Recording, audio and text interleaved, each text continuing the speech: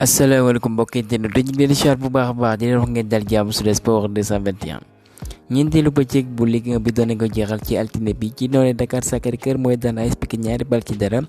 kon académiciens ñi ngi wéyale seen yoon ndax léegi kat ñooy reprendre nañ seen place de leader avec 10 points Teungueth ji deuxième à 8 points au classement. luy soxal qualification mondiale 2026 kon résultat yi ñi la tëddee kat Guinée-Bissau mooy daan Djibouti 1-0. Côte d'Ivoire moom ma ngay wéyale yoonam ñaareelu ndam bu tegloo mu daan les Scorpions de la Gambie ñaari bal ci dara kon Gambie bi mooy seen ñaareelu defet bu tegloo. Équateur Guinée ñu daan Libéria 1-0 jàpp leen bu baax ci 9 match yu joŋante kat amuñu ci benn nërmeelu. Kenya daan yu Seychelles juróomi bal ci dara. Madagascar jaar ci kaw Tchad 3-0 malheureusement pour les Aigles du Mali dañoo mujj témboo ak Centrafrique 1-partout. Italie qualifié na li ngeen mooy Euro 2024 jàpp leen bu baax ginnaaw bi ñu témboo ak Ukraine kon Ukraine malheureusement ci li ngeen mooy playoff la ñuy jaar ko les champions en titre dina ñëw défendre seen titre foofee ci Allemagne kon pays qualifié nag jàpp leen mooy Allemagne Albanie Angleterre Autriche Belgique Danemark Écosse Espagne France Hongrie Italie Pays-Bas Portugal République tchèque Roumanie Serbie Slovaquie ak Slovénie jàpp leen le portier de 30 ans benn mooy Jan Oblak. kon enfin guleen nag dina jonte une compétition majeure avec son pays ñoom nag pour rappel jonte woon nañ compétition bu mag a mag mooy que mondial 2010 foofee ci Afrique du Sud mais jamono joojee ka daw daan góolu foofee ci pays eka ci pour bi nag fësal nañ li nga xam mooy chapeau bi eka jàppaleen mooy Allemagne pays hôte bi Portugal France Espagne Belgique Angleterre kon ñooñee ma lim duñu mën a daje seen biir kon 4 places donc de moo des bu ko defee kat ñu mën a matale pays yi nga xam ñoo war a utali fu fekkee Allemagne ek ñoo ñeen dinañ jaar ci li ngeen mooy playoff yi mu gaañ ci genou ek jàpp leen bu baax Gavi dina toog 6 à 8 mois laata mu ñëwaat ci joon kon fin de saison pour le joueur catalan ek nag président Real na Madrid benn mooy Perez moom nag envoyé na ko benn message pour masawu ko bu baax ba comme ni mu ko recevoir ci ay naataangoom wala boog joueur Real de Madrid ku ci mën ni ki nga xam ne mooy Carvajal ka jàpp leen bu baax kat voilà xibaar boobee du neex dara pour le club catalan ndax compté woon nañ lool ci ki nga xam ne mooy Gavi liga kuréel boobu nag dañoo dem foofee ca taas ñoom nag dañuy porter plainte waa FIFA ci calendrier international bi nga xam ne voilà nag dina yàq seen ay programme loolee dinañ xam fu wànniti mujjeeti bëtam. Walid Emery bi dafa amee gaañu kon du jouer wàll yi des ci année 2023 bi dafa amee lu ñu naan entorse à la cheville et que liñ fësal aussi ci xibaar yi le joueur de West Ham besoin des Hammers benn mooy Michael Antonio pays benn mooy Zamalek foofee la amee gaañu kon club anglais bi nag mere na lool kat pays bi nga ne mooy Zamalek ndax compté woon nañ ci attaquant boobee. Kai Havertz sax xam ngeen ne maa ngi doxal foofee ci Arsenal et que l'année dernière foofee ci Chelsea moom fa doonoon meilleur buteur mooy que moo fa dàqoon dugal ak 7 buts ak 7 yooyu ak juróom-benn yëpp ay planté ak ko Nicolas Jackson ci 9 matchs yi mu njëkk a jongante ak waa Chelsea titularisation sax lañ fësal égale na record boobee et que ça continue bu ko defee kat comme ni amee yaakaar ci moom mu matale ko ek ñuy fësal ci xibaar ne ko Tottenham bàyyi na dossier bu Everton bi ñu ngi woon ci moom ek bëgg nañu Rafinha waaye FC Barcelone ñoom ñu ngi laaj 70 millions d'euros bu fekkee ndaw brésilien boobee ñor la leen bu fekk Tottenham nag liñ bëgg bu fekkee deal bi mën a antu dañ cee bëgg a dugal kenn mooy Christian Romero. Mikel Arteta mi ngi demandé ay dirigeants à ce que ñu signé le portugais bi mooy Ruben Neves bu ko defee ñu renforcer seen ay défense Newcastle ñu ngi waajal ci mercato d'hiver bi. Voilà pour ma doon kii mooy Marcos Leonardo avant-centre de 20 ans la ba ma ngay doxal foofee ca Santos en Brésil pour rappel aussi ñu ngi ci Gracie le brésilien. Natam ak nag ci première saison bi mu doxal foofee ca Manchester City xam ngeen ne dara mu ci woon ay yëpp ba taxoon nag kii mooy Pep Guardiola voilà nag amuloon confiance waaye ci ba mu demee ba ci biir kat mu wane boppam mu nekk damay compter ci yow ek mu liggéey bu baax a baax mu nekk ci niveau bu mucc ayib.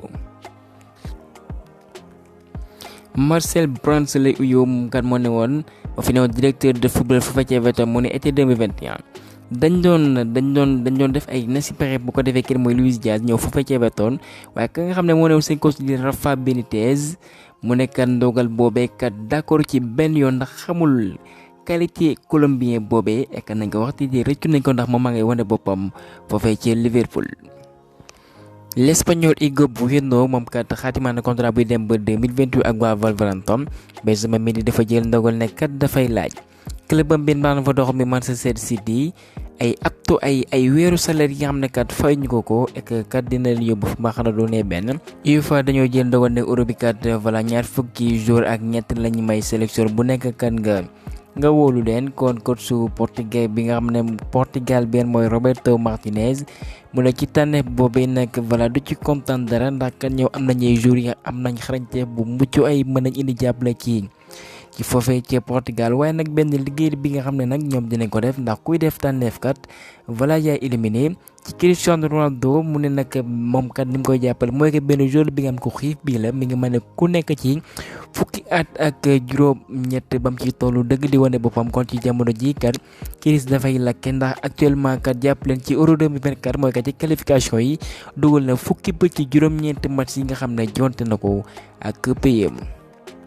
Karim Benzema ñëwum foofee ci Arabie Saoudite moom mooy wax mu nekkat voilà dafa ñëw pour jouer football ndax kat benn pays bi nga xam ne voilà am nañ benn projet sportif bu rëy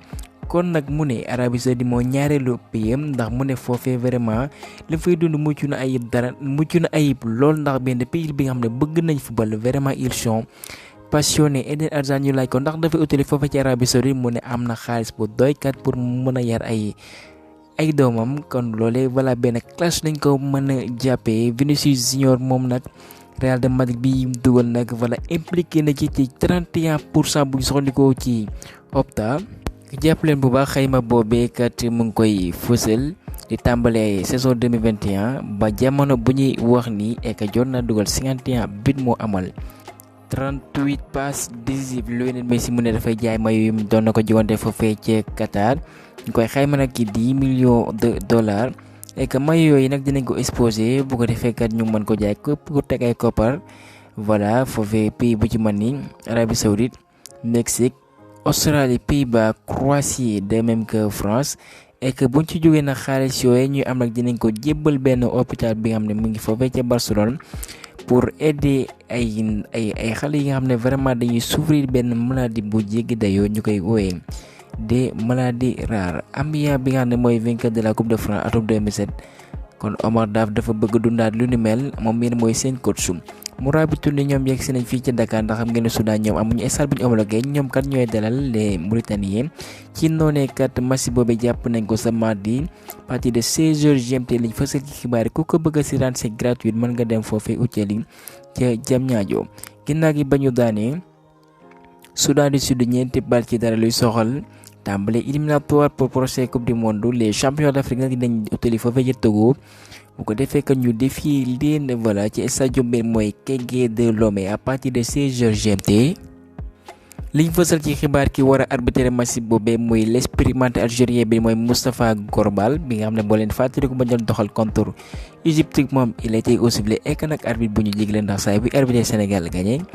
que loolee kat lañ bëgg moo antu seulement de Aliou Cissé kat yéene boobee la am jàpp leen ba conférence de presse kat moom nee na kontaan na lool kat ci joueur yi nga xam ñu ngi doxal foofee ci Arabie Saoudite ndax impact bu mucc ayib kat voilà la ñuy indi. ku ci mën ni Sadio Mané doxal na lu ci mën ni 5e sélection pour indiquer kat ay joueurs yu xam tanière bi lañ. adversaire bi yéen moom lañu war a jàmmarloo mu ne adversaire bu mu respecté la ndax ñoom kat ginnaaw ba ñu rotee li nga mooy kan bi il aura à cœur kat dañuy dem ba jeex bu ko defee kat pourquoi pas ñu qualifier li nga xam ne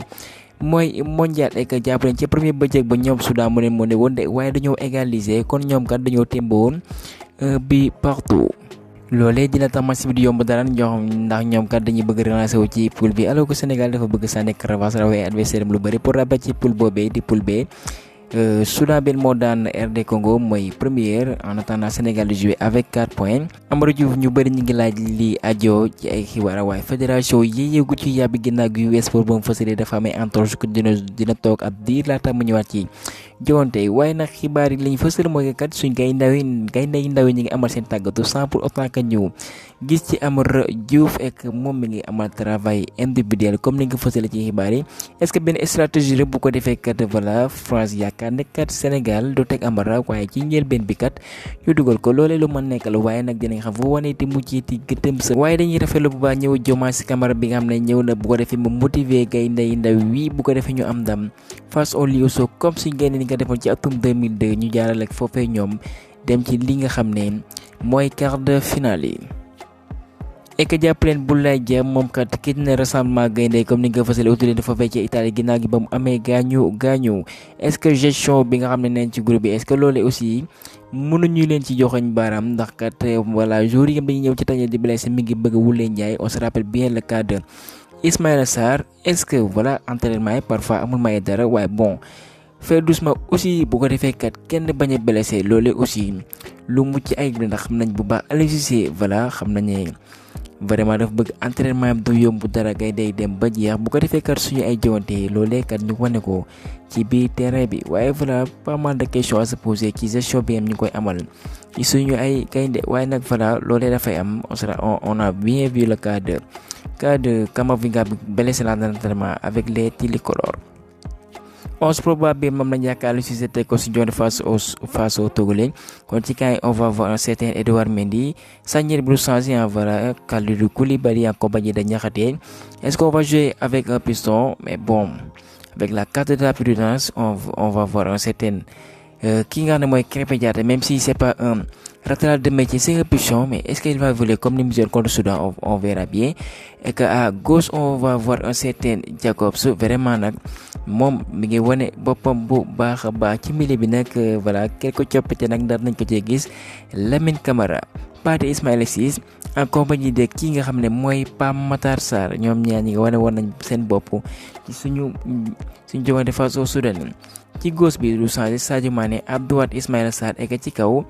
ki nga xam ne mooy Habib Diallo sera remplacé par ki nga xam ne mooy Nicolas Jackson avec un système 4-3-3.